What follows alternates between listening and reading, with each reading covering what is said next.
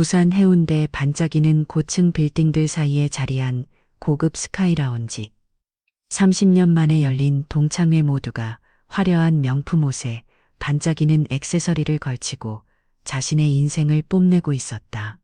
그들 사이 수수한 남색 바지에 단정한 흰 블라우스만 걸친 여인이 있었다. 김수연 54세. 어머 수연이, 너 오랜만이다. 어머 세월이 야속하네. 너도 참 많이 변했다. 반가움보다는 어딘지 모를 얕은 시선과 웃음이 섞인 인사가 쏟아졌다. 김수연은 부드럽게 웃으며 고개를 숙였다. 테이블 위에 놓인 커피잔 옆으로 자랑이 끊이지 않았다. 우리 애는 이번에 대기업 들어갔어. 나는 여기 아파트 투자해서 3억 올랐어. 우리 남편은 올해 승진했잖아. 모두가 서로를 치켜 세우는 속에서 김수연은 조용히 차 한 모금만 삼켰다. 그나저나 수연이는 뭐하고 지내? 누군가 일부러 크게 물었다. 모든 시선이 수연에게 쏠렸다.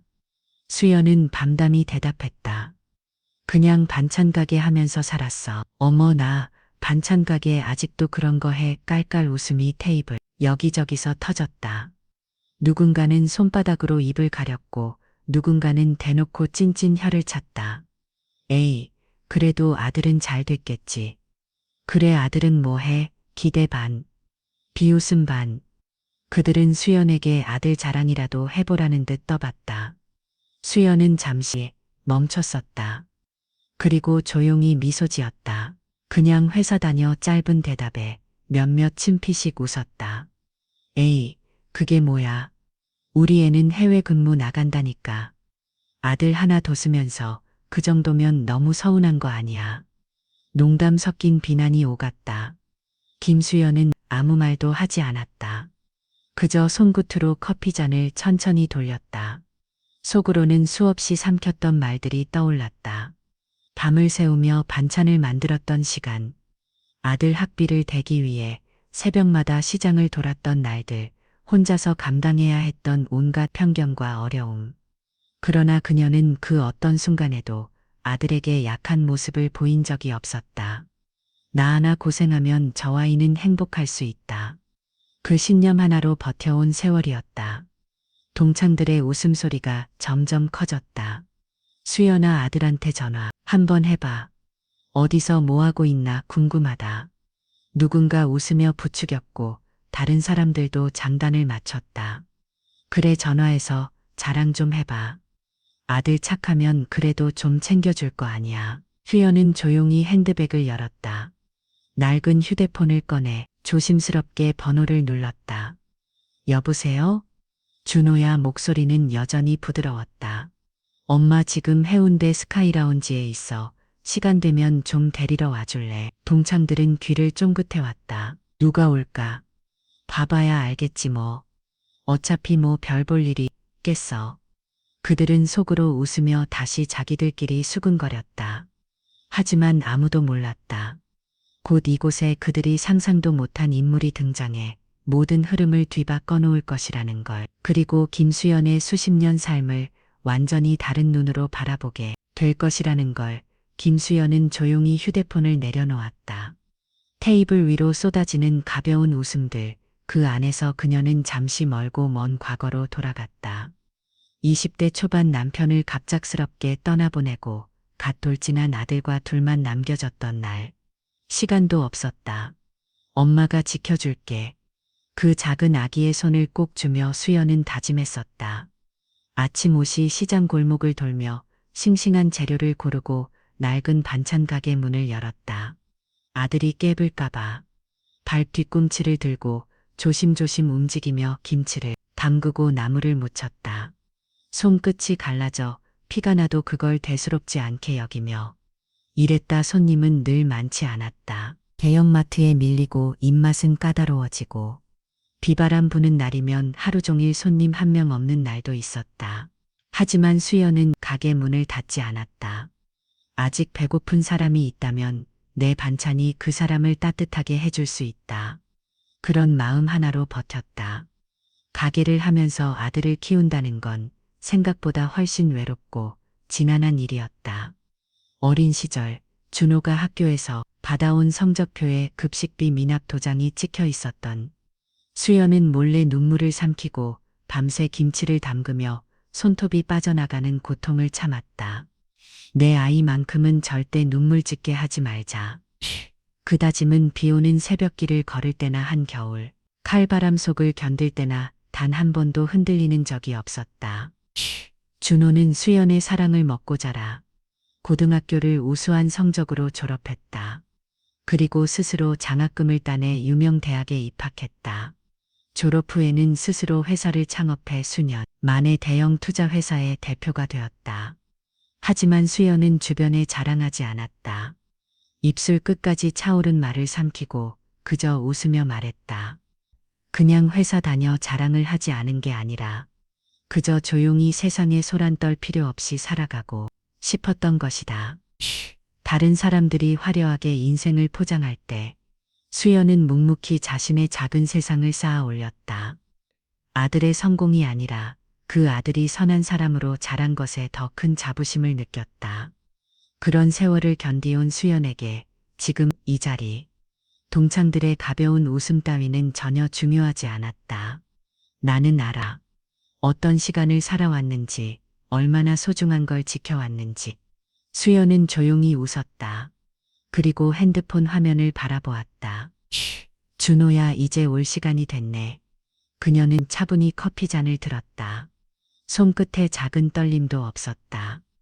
그저 수십 년 동안 쌓은 단단한 삶의 무게가 그녀를 고요히 감싸고 있었다.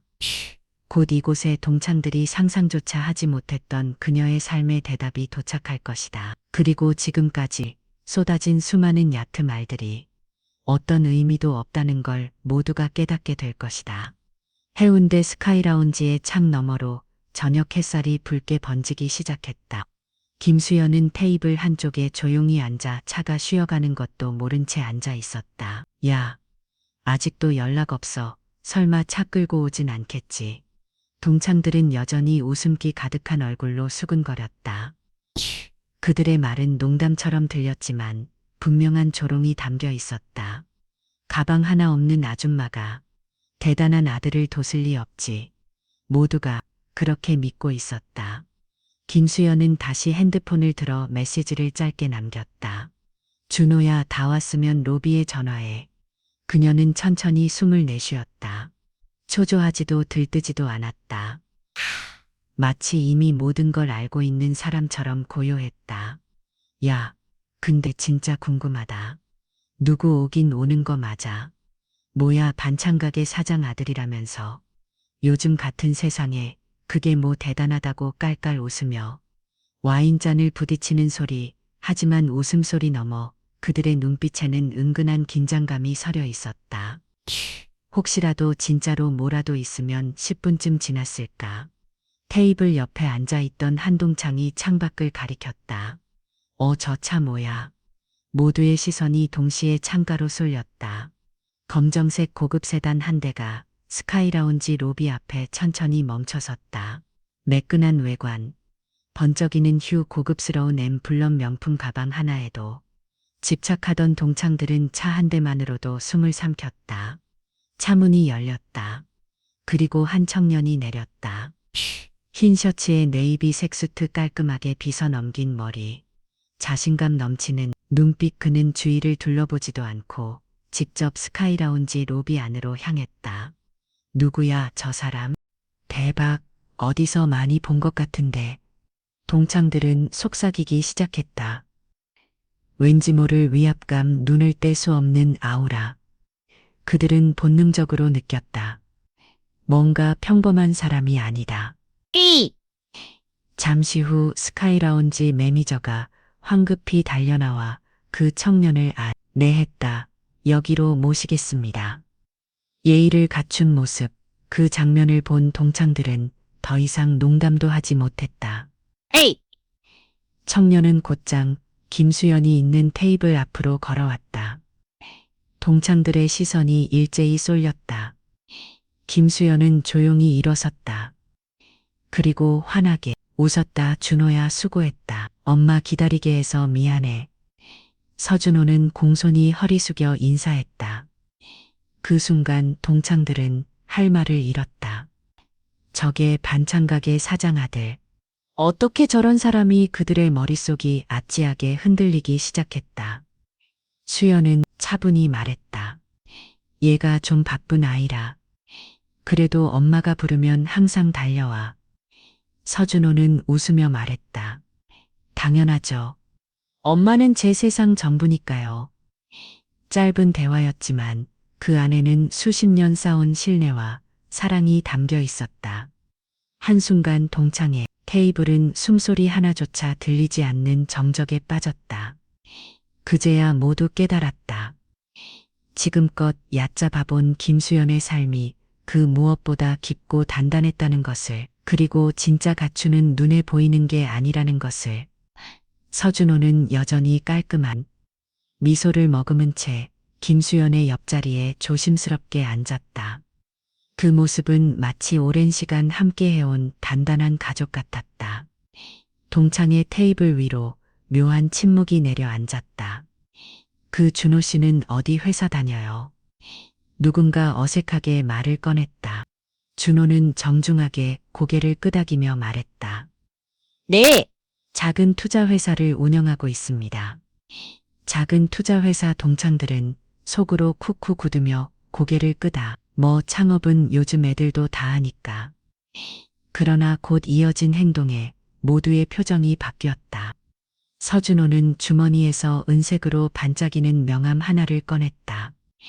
필요하시면 연락 주세요. 테이블 위에 놓인 그 명함에는 또렷하게 적혀 있었다. 서준호 대표이사 마이너스 시그마. 글로벌 인버스트 순간 주변이 술렁거렸다. 시그마 글로벌 설마. 그 시그마. 그 국내 대기업 해외 투자도 하는 그곳. 동창들은 일제히 휴대폰을 꺼내 검색하기 시작했다. 몇 초 뒤 모두의 얼굴이 굳어졌다. 30대 젊은 CEO. 글로벌 투자 유치 1조 원 달성 경제 전문지 선정. 올해의 리더 수상. 그리고 그 사진 속 밝게 웃는 남자가 바로 이 자리에 앉아 있는 서준호였다. 누군가는 커피를 쏟을 뻔했고 누군가는 휴대폰을 떨어뜨렸다. 아까까지만 해도 반찬가게 아들이라며 비웠던 그들은 이제 감히 고개조차 들지 못했다. 서준호는 테이블 위에 조심스럽게 손을 얹었다. 사실 저희 회사가 오늘 이 호텔에도 투자를 결정했습니다. 호텔 로비에 걸린 시그마 글로벌 투자 유치 기념식 현수막이 떠올랐다.